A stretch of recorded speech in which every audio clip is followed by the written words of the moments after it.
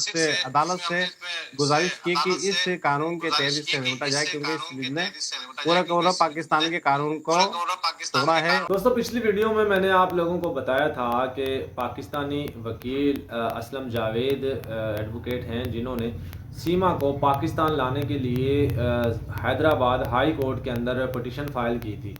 तो उसमें एक पेशरफ्त हुई है जो मैं आप लोगों के साथ शेयर करने वाला हूँ। असलम जावेद एडवोकेट ने मुझे बताया है कि उन्होंने जो इमिग्रेशन डिपार्टमेंट है और सिंध पुलिस है उनको और जो तमाम तर वो इदारे हैं जिनमें चाहे FIA हो, इनको उन्होंने नोटिस जो हैं वो करवा दिए हैं हैदराबाद हाई कोर्ट से। अब जो FIA और इमिग्रेशन डिपार्टमेंट और जो सिंध पुलिस वो कोर्ट में पेश होंगे 18 तारीख को। तो बड़ी खबर उन्होंने दे दी है कि 18 तारीख को हेयरिंग लगी है, 18 अगस्त को। और 18 अगस्त को उन्होंने जो इनको नोटिस जारी करवाए हैं इन इदारों को, इन डिपार्टमेंट्स को, वो आकर अपना जवाब देंगे कि सीमा हैदर किस तरीके से एयरपोर्ट पे गई, किस तरीके से वो बच्चों को एयरपोर्ट से अकेली बगैर उसके फादर की परमिशन के वो लेकर और जो है दूसरी कंट्री वो चली गई। देखिए, किसी भी कंट्री का ये रूल होता है कि जब भी कोई औरत, कोई महिला किसी कंट्री से एग्ज़िट करती है, किसी कंट्री से दूसरी कंट्री में जाती है, तो उसके अगर साथ बच्चे मौजूद हैं तो बच्चों की जो परमिशन एक लेटर होता है जो उसकी फैमिली की तरफ से होता है, उसके फादर की तरफ से होता है, जिसमें ये लिखा होता है कि हाँ, उसका बाप इजाज़त दे रहा है कि ये बच्चे मेरे हैं और ये मेरी वाइफ के साथ दूसरी कंट्री में जा रहे हैं। तो उनका लेटर जो है उसका जवाब देना वहाँ के इमिग्रेशन डिपार्टमेंट का, वहाँ के इदारों का काम होता है।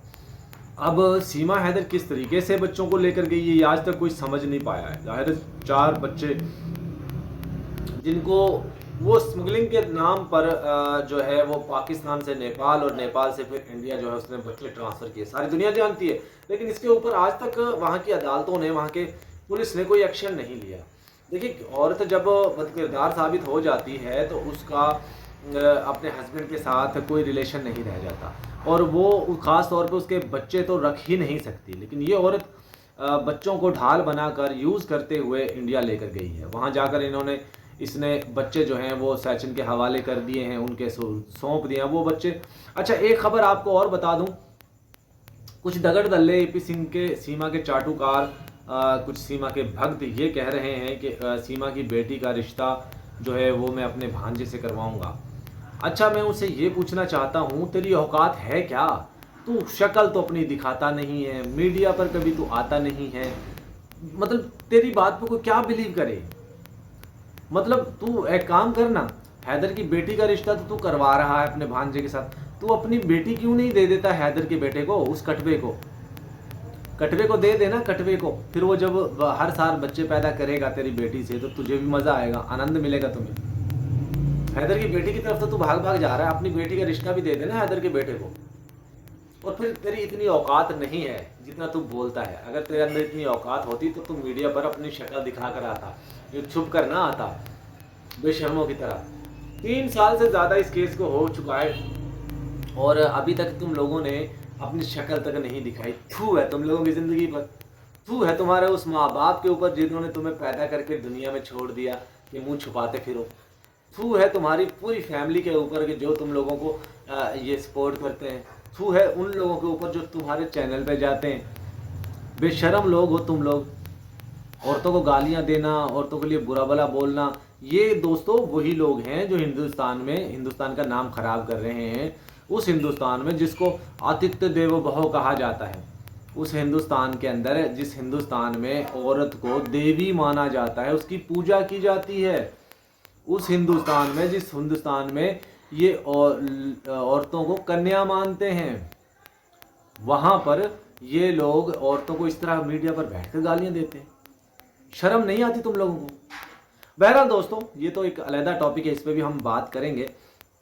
लेकिन मैं आपको बता दूं कि असलम वकील जी ने जो हमें बताया है और जो उन्होंने मुझे ये इंफॉर्मेशन दी है कि वो 18 अगस्त को कोर्ट में पेशी है, पहली तारीख लगने वाली है और सीमा हैदर को लेकर और तमाम तर इदारों को नोटिस हो चुके हैं। अब देखते हैं सारे इदारे आते हैं या कोई रह जाता है। और उसके बाद ये केस चल चुका है, अब उस पर प्रोसीडिंग होगी। उसके बाद इंटरपोल को भी इन्वॉल्व किया जाएगा इस केस में कि सीमा हैदर को किस तरीके से पाकिस्तान लाना है। बहरहाल ये सारी चीज़ें आप लोगों को मेरे चैनल पे मिलती रहेंगी। दूसरी तरफ अगर बात की जाए इंडियन कोर्ट की, तो वहाँ पे भी 28 अगस्त मोमिन मलिक जी ने जो है वो तारीख मिली है उनको। तो अब सीमा का बचना मुश्किल ही नहीं नामुमकिन होता जा रहा है, क्योंकि पाकिस्तान से भी उसके ऊपर अब जो है गिरफ्त टाइट होने वाली है, इंडिया से भी ऑलरेडी हो रही है।